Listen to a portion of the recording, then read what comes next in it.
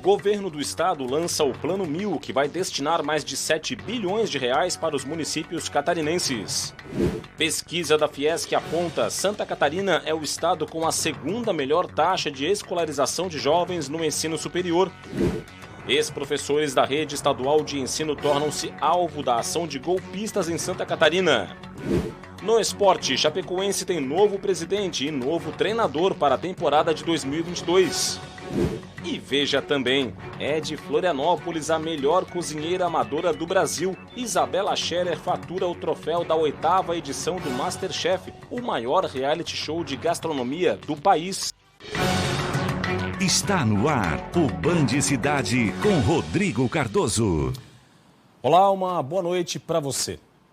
O Band Cidade começa hoje com o Plano 1000, apresentado pelo governador Carlos Moisés ontem na capital do estado. A proposta é tirar da gaveta obras em todos os municípios de Santa Catarina. O anúncio do Plano 1000 lotou o Teatro do SIC com a presença de dezenas de deputados, prefeitos e secretários de Estado na noite de terça-feira. Os 7 bilhões e 300 milhões para projetos estruturantes virão de recursos próprios do governo do Estado, obtidos com a renegociação de contratos e o controle de gastos, iniciados em 2019. As prefeituras terão acesso aos valores sem contrapartida e a fundo perdido, com a elaboração de projetos para obras estruturantes inseridas dentro de cada município. A Prefeitura de Primeira já apresentou o projeto de 226 milhões de reais para 6 ações. Essa importante iniciativa do governo do estado, do governador Carlos Moisés, vem fortalecer os municípios, vem fortalecer o municipalismo catarinense. O apoio da Assembleia Legislativa é fundamental na construção do Plano 1000 e o presidente da Casa, deputado Mauro de Nadal, ex-prefeito por 2 vezes de Cunha Porã, usou uma expressão oestina para citar a importância do plano municipalista. Como diria lá no Oeste, como é que está a vida aí, prefeito? Estamos de pé na patrola. Mas com o anúncio de hoje dá para dizer, de pé na patrola, com os 2 pés no acelerador e buzinando com o cotovelo. Os prefeitos elogiaram o Plano 1000 e se preparam para elaborar projetos para ter acesso aos valores, calculados em torno de R$1.000 por habitante. Daí o nome da ação do governo do estado. Participação do governo do estado para melhorar a vida dos catarinenses que moram nos municípios é muito importante. Nós temos alguns eixos que são muito importantes no município de Palhoça e que, sim, interessam a toda a região. A questão da mobilidade é um ponto muito importante, né? Novas ligações entre Palhoça e São José estão previstas dentro desses projetos que nós já elencamos. Felizmente, a Prefeitura tem um arcabouço de projetos estruturantes que já tinham programação a serem realizados. Em confirmando a chegada do recurso, a gente já utiliza esse recurso para começar a obra imediatamente. Esse investimento na infraestrutura que o governo do estado está levando à cidade de Joinville é o maior projeto já existente da história de investimento no nosso município. O objetivo nosso aqui é identificar grandes projetos com a nossa equipe técnica e o número 1000 é baseado exatamente numa margem, né, em que a gente determina o quanto a gente pretende investir nesse projeto. Para falar do assunto aqui no Band Cidade, Roberto Azevedo. Tudo bem, Roberto? Boa noite para você. Boa noite, Rodrigo. Boa noite a você que nos assiste. Você esteve lá, né, Roberto? Acompanhou toda a cerimônia de lançamento do projeto do Plano 1000. Uma iniciativa ousada, né, lançada ontem e muito necessária, não é? É verdade. E aí a gente tem aqueles escorregões, Rodrigo, aqueles escorregões políticos partidários, que não combina com a proposta do governo. Essa história de adversário, ficar dizendo, mas de onde que o governo conseguiu esse dinheiro? Não é milagre, é porque foi ajudado aqui. Isso não interessa. Para o eleitor, que é contribuinte, que é quem paga a estrutura do Estado para funcionar e do município, ele quer a obra pronta. Ele não vai se lembrar de quem é que fez, quem é que mandou o dinheiro, ele quer a obra pronta. E esse projeto é municipalista, que é a coisa mais importante que existe nesse país. O municipalismo salva o Brasil. Brasília e Florianópolis não salvam nenhum nem outro. Por quê? O município é que tem que resolver os seus problemas. É claro que a gente tem que louvar a atitude do governo do Estado, que começou a fazer economia, começou a lidar com gestão e custeio lá em 2019 e o resultado está aí agora. O governo do Estado está pagando desde dezembro do ano passado, portanto há um ano, a dívida com a União. não foi poupada. Teve aqueles meses ali durante a pandemia e depois voltou. E está dando reajuste para servidores e fazendo política também com funcionalismo. Cai-se por terra aquela ideia dos adversários de que o governo não faz nem isso nem aquilo, por isso que sobra dinheiro. Sobra dinheiro porque tem gestão, tem aumento da arrecadação e gestão. Isso incomoda, porque é diferente daquele padrãozinho que tinha antes. Outro detalhe importante, um evento pluripartidário. Tinha prefeito do Novo, a gente viu na entrevista do MDB, do PSDB, do Podemos, do União Brasil. Quando é que acontece isso em outro evento? Daqui a pouco eu volto com mais comentários aqui no Band Cidade. Combinado, Roberto. E atenção para quem quer trabalhar nas praias de Florianópolis. A Prefeitura da capital abriu novas vagas para o comércio de ambulantes.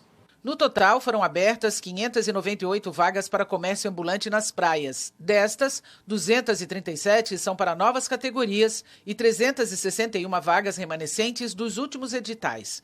Elas estão divididas em 14 categorias. Em 3 delas, é necessária inscrição por CNPJ, que são o carrinho de empada, carrinho de chope e carrinho de vinhos e espumantes. Já as novas categorias que permitem inscrição de pessoas físicas são o carrinho de milho cozido e carrinho de caldo de cana.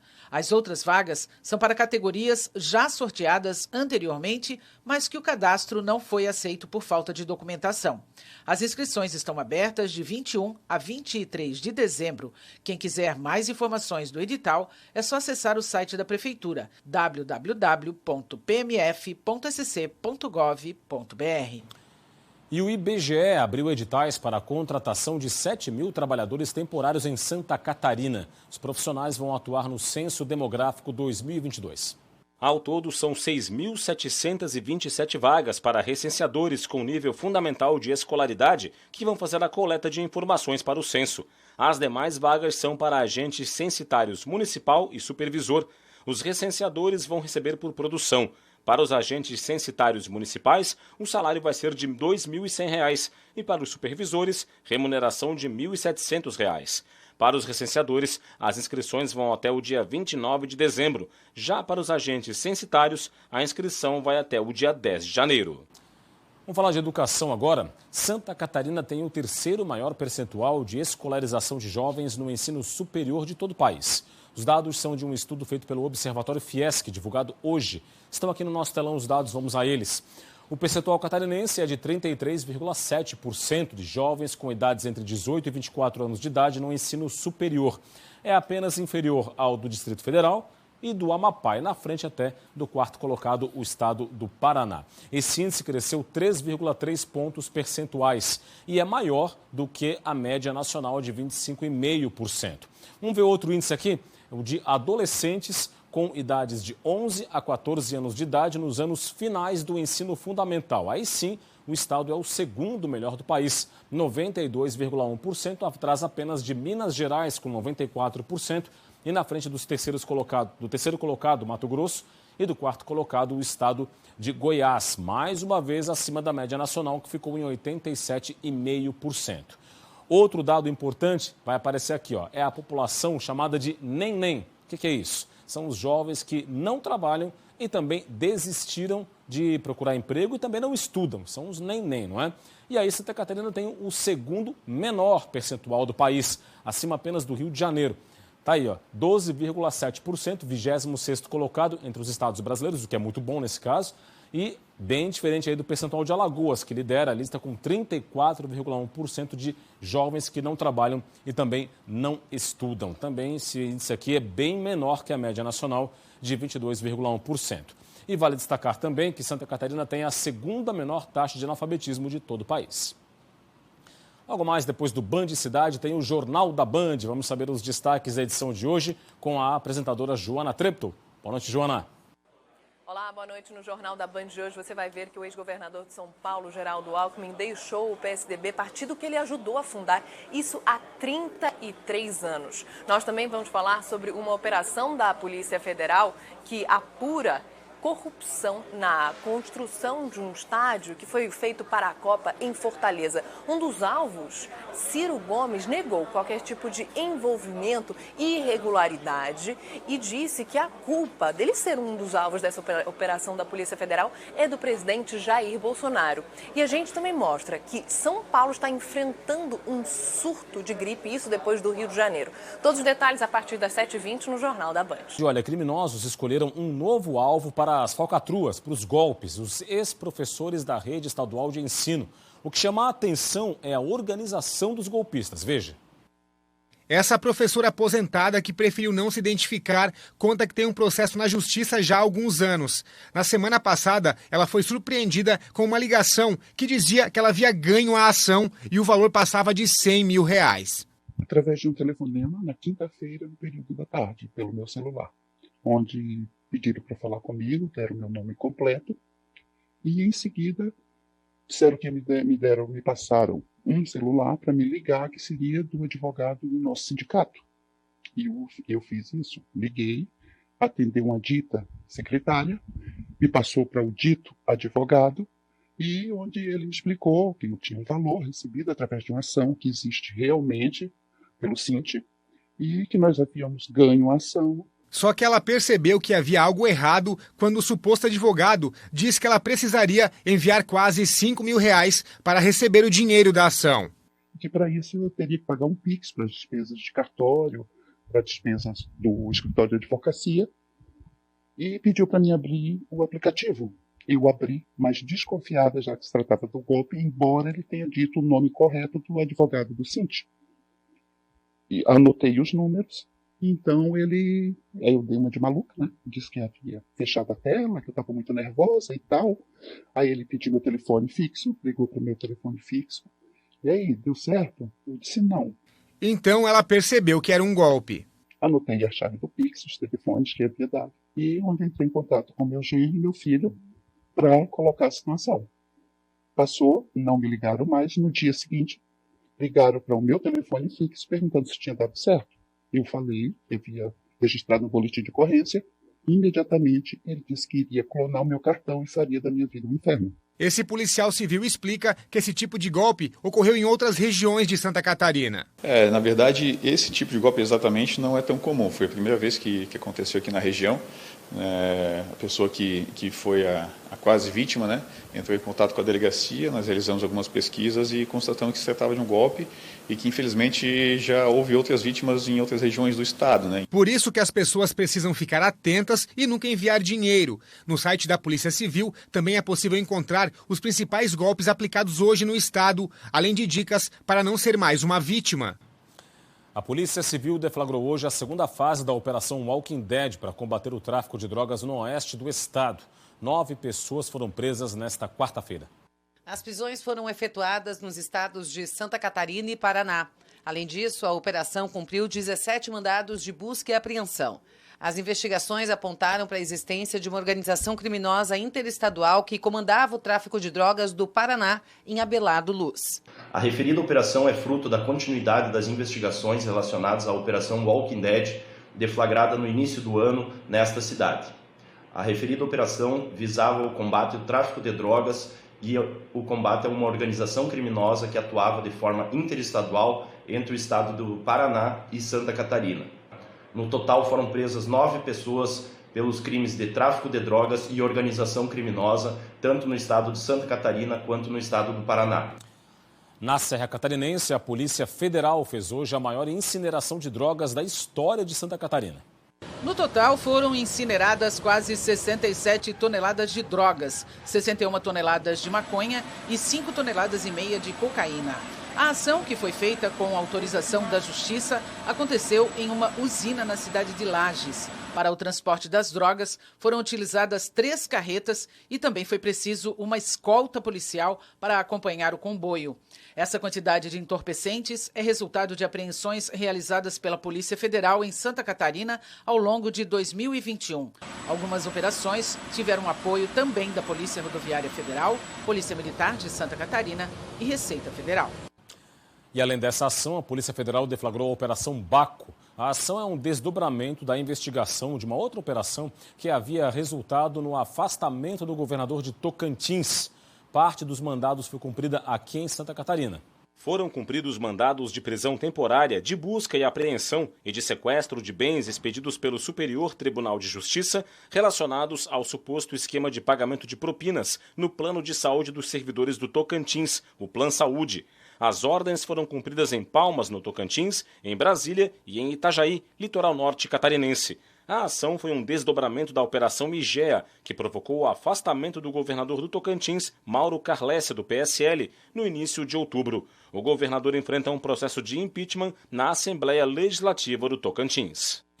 E outra ação deflagrada hoje pela Polícia Federal foi a quinta fase da Operação Quinta Coluna. 5 mandados de busca e apreensão foram cumpridos em Brasília e aqui em Florianópolis.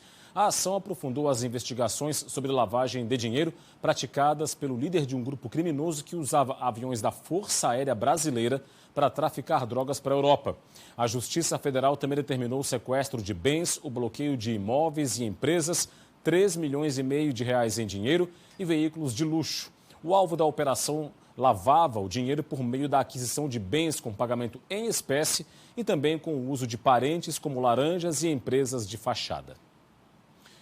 Morreu na manhã desta quarta-feira em Tubarão, no sul do estado, aos 64 anos, o desembargador aposentado João Batista Góes Ulicea, do Tribunal de Justiça de Santa Catarina.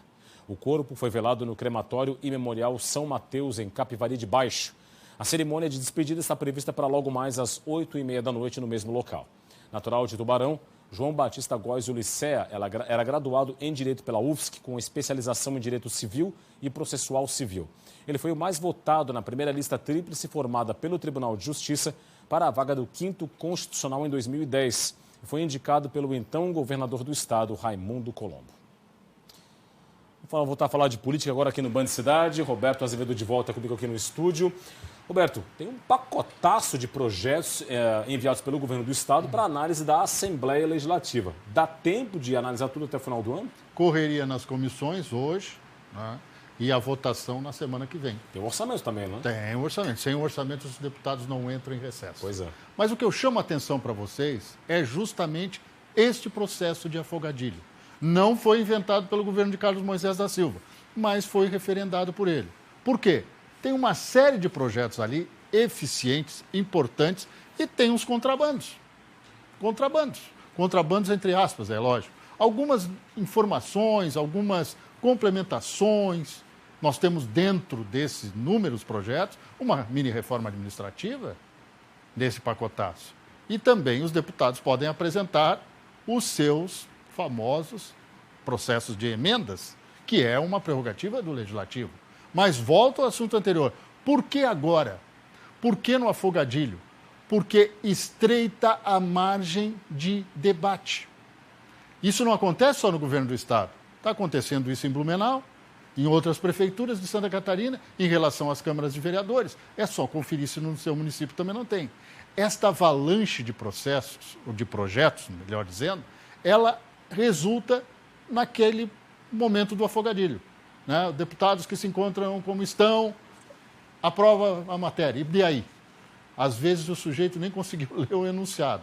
Mas essa é a verdade que nós temos que contrapor. É importante continuar nesse sistema? Eu creio que não. Dito isso, um grande abraço e até amanhã. Até amanhã, Roberto. Hora de conferir como vai ficar o tempo em Santa Catarina nesta quinta-feira. A previsão agora para você no Band Cidade.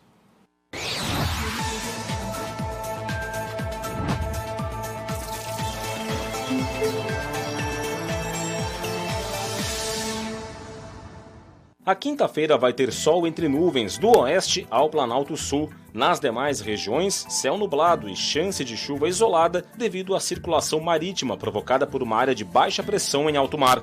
As temperaturas vão estar mais amenas na faixa leste do estado e mais elevadas no oeste. Em Florianópolis, mínima de 21 e máxima de 30 graus. Em Itajaí, variação entre 22 e 29. Em Criciúma, 20 graus de mínima e 27 de máxima. E em Chapecó, mínima de 20 e máxima de 32 graus.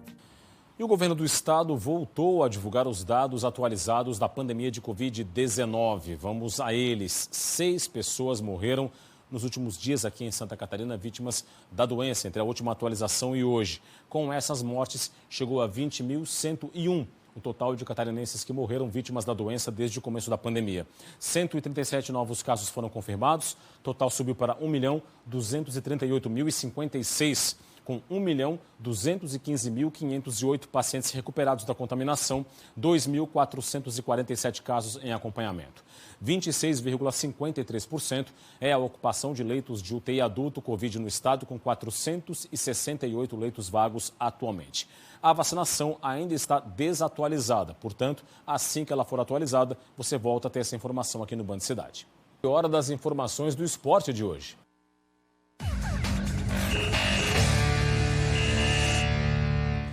A Chapecoense tem novo presidente. A escolha foi feita por aclamação. O clube também anunciou o nome do novo treinador para a temporada de 2022. O presidente da Chapecoense vai ser Ney Maidana. A chapa, encabeçada pelo novo dirigente, foi a única que se inscreveu para a eleição e foi aclamada na reunião extraordinária do Conselho Deliberativo. Ney Maidana vai comandar a Chapecoense no biênio 2022-2023. Em entrevista ao Jogo Aberto SC, o novo presidente falou sobre os desafios à frente do time do oeste do estado. A nossa briga este ano é para nós permanecermos na Série B, estruturarmos novamente o clube, né? E aí daqui, quem sabe, 2, 3, 4 anos, nós voltarmos a brigar novamente por uma vaga na Série A. A nova diretoria vai ter Paulo Pagliari como vice-presidente de futebol e Carlos Zaik Batista como diretor executivo de futebol. O novo treinador também já foi anunciado, é Felipe Conceição. O principal trabalho do novo técnico foi no América Mineiro, em 2019, quando pegou a equipe na lanterna da Série B e chegou a brigar pelo acesso. O novo técnico também já dirigiu times como Botafogo, Cruzeiro e Red Bull Bragantino. O último trabalho foi nessa temporada, no Remo. Conceição chega para comandar o time na Série B do Campeonato Brasileiro, no Campeonato Catarinense e na Copa do Brasil. E é de Florianópolis a melhor cozinheira amadora do Brasil. Empresária, estilista, atriz, modelo e influencer. Isabela Scherer disputou a final contra Eduardo e Kellen, na primeira final com 3 participantes da história do MasterChef. Na decisão, os candidatos tiveram um reencontro com os familiares, regado a muita alegria e emoção.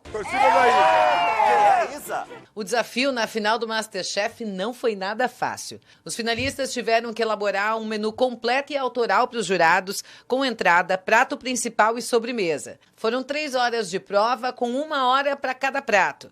Isabela apostou em um menu 100% vegano e conquistou Helena Rizzo, Eric Jacan e Henrique Fogaça. Filha do ex-nadador catarinense Fernando Scherer, Isabela é natural de Florianópolis. A melhor cozinheira amadora do Brasil quer agora realizar um sonho: trabalhar em uma cozinha profissional. Isabela! E é isso, ficamos por aqui. Uma boa noite para você e até amanhã. Tchau.